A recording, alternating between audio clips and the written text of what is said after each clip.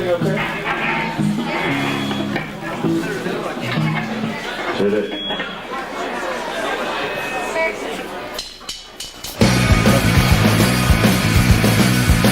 How do you feel about this moment in your life, the induction into the Oregon Music Hall of Fame? I feel appreciative, and it feels poignant. Like I'm not really in the music world at all anymore. I retired a few years ago. I work as a therapist now. I don't want to go into a whole story, but like my hearing started getting too damaged a while back, and so I had to find something to do, even though music was what I did forever. So that was a challenging transition. So where I am now, you know, other than the occasional odds and ends, like I just don't do any music work anymore. So like the timing of this it's interesting because I can kind of look back on what I did without being in the middle of it anymore. Like I can sort of appreciate more what I did rather than being super self-critical.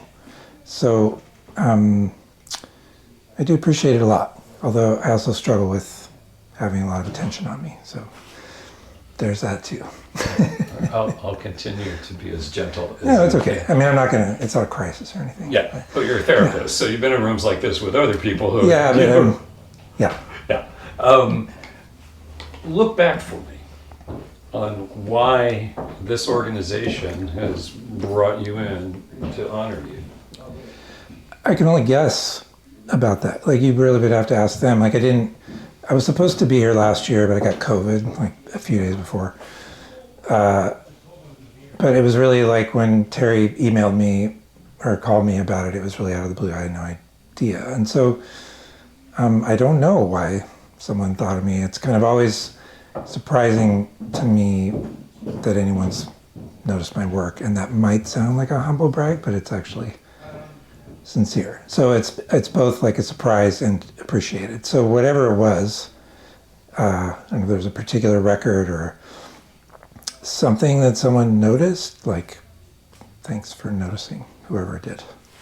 When you think about your career in music, what stands out to you?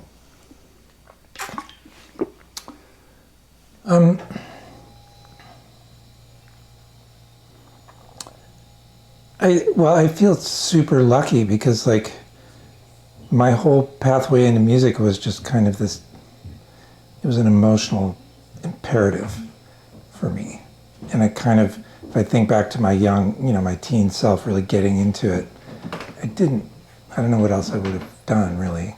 And I was so lucky that there were some people who trusted and supported me early on and kind of gave me the chance to develop my creative self in that way and play in that sandbox all those years. Like, not a lot of people get to more or less make a living for 30 plus years doing music. So and when I kind of, like this week, I went back and was listening to some of my work that I'm proud of, and I appreciate that, like, well, both the chance people gave me to be creative in that way, but just like there's a million decisions that you make as a producer when you're finding your way through a record, and it's kind of like, I don't know, just being able to step back and appreciate all that went into it. So yeah, it's nice to finally let myself feel a little bit of pride in my work, because that was hard to do when I was doing it. You drop some names for me? I'm the worst name dropper. I'm like the anti-name dropper. But I think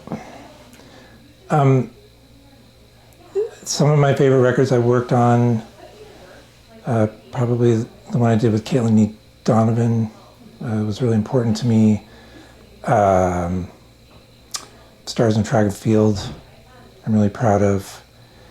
One of the last things I did was with Ages and Ages. That was like 10 years ago now. I'm happy with that. But there are a lot, and I also hesitate to single anything out because it's like, I appreciate it all. And even the records maybe where I didn't feel as much affinity for it, I feel like there was maybe a song or a moment that really worked. So, yeah. So you don't have to answer this if you don't want to, but I mean, so you had a situation, physical situation, where you had to step away from something you obviously love. Yeah. And now you're a therapist. Why a transition from music producer to therapist? Well, really, it was like, at the time when this happened, it wasn't like suddenly I couldn't hear well enough anymore, but it was like I started to notice where things were headed. So I had to really think about, okay, this isn't sustainable long term anymore.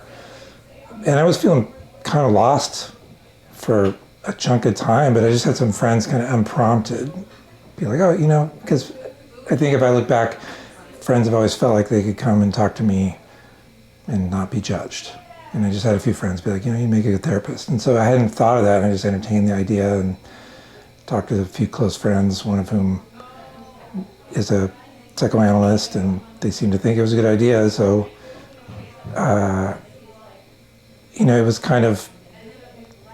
it was abstract for a few years in the process of going back to school.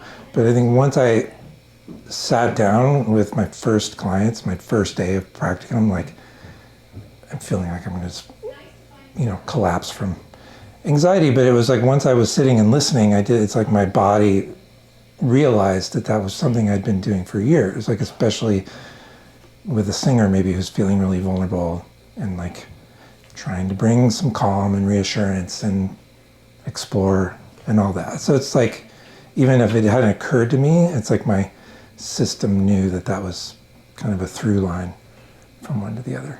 Back to this.